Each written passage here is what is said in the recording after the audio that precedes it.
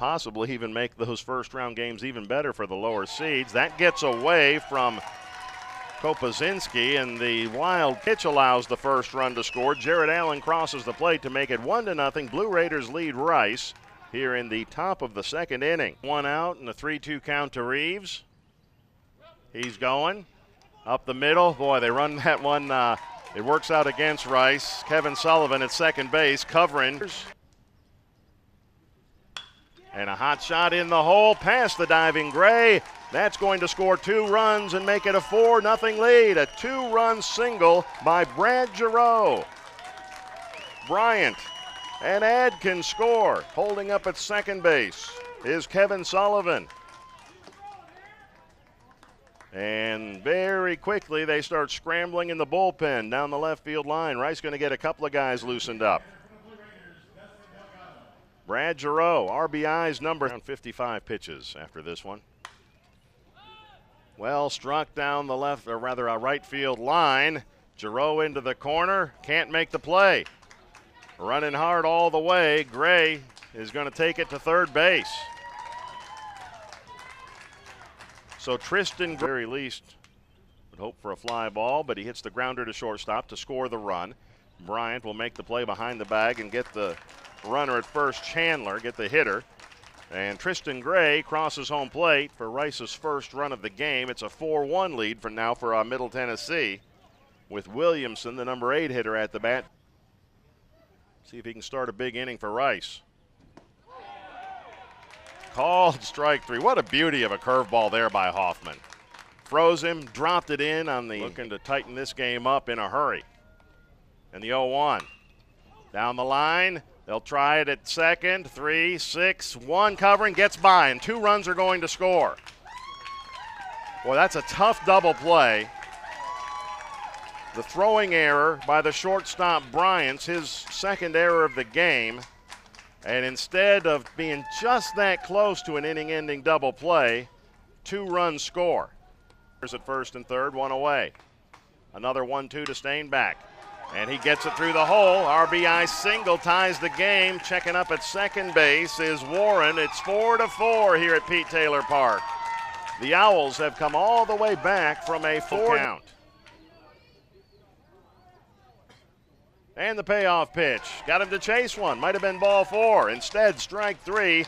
Second strikeout of the inning. 7th of the day for Austin Orweiler. A 1-2-3 8th inning for Middle Tennessee. Rice comes up in the bottom of the 8th. Tie ball game. Quite as big a lead this time.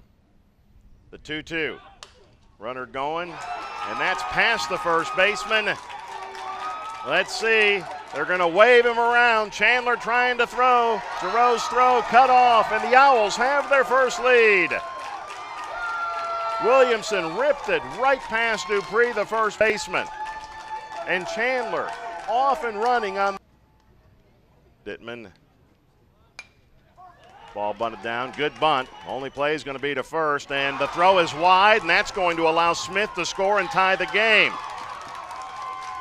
Good bunt by Sullivan.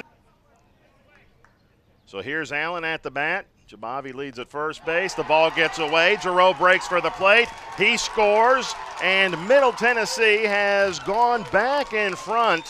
6-5. Blue Raiders lead it. 2 innings of work.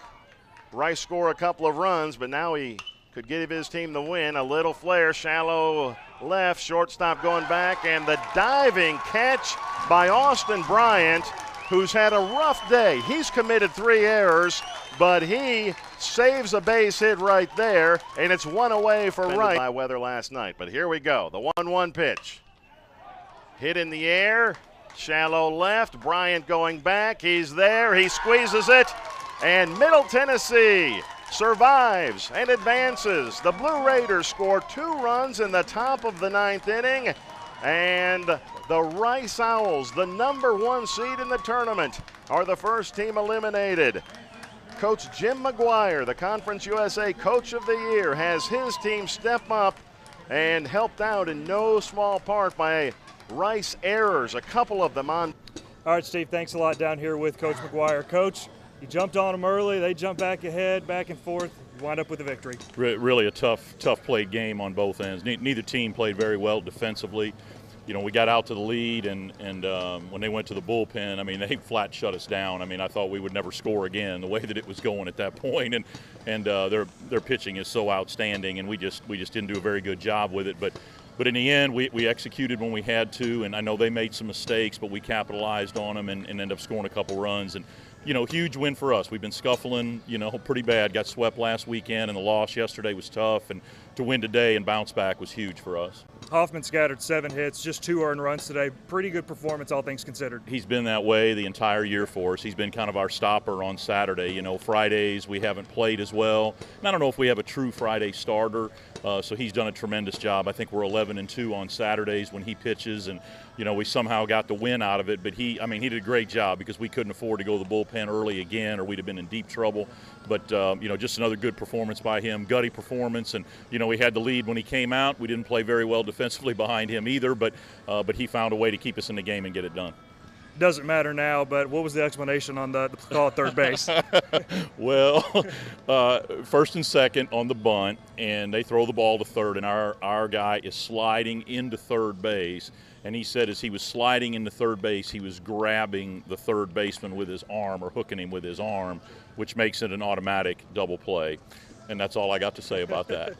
UTSA or FIU tomorrow, thoughts on either team? No, we have not played FIU, so it's different for us. We've been in the Sun Belt with them for years, and this was the year we skipped them. And UTSA, we've had some tough games, just like yesterday with them, and playing them on the road earlier in the year. So, we're glad to be where we're at. We're glad we're going back to the hotel at this point and not going home. So, excited about to get that opportunity tomorrow, and I know it's going to be tough no matter what happens. Congratulations, Coach. Thanks again. Right, appreciate thank you. it. Steve, let's get it back up to you.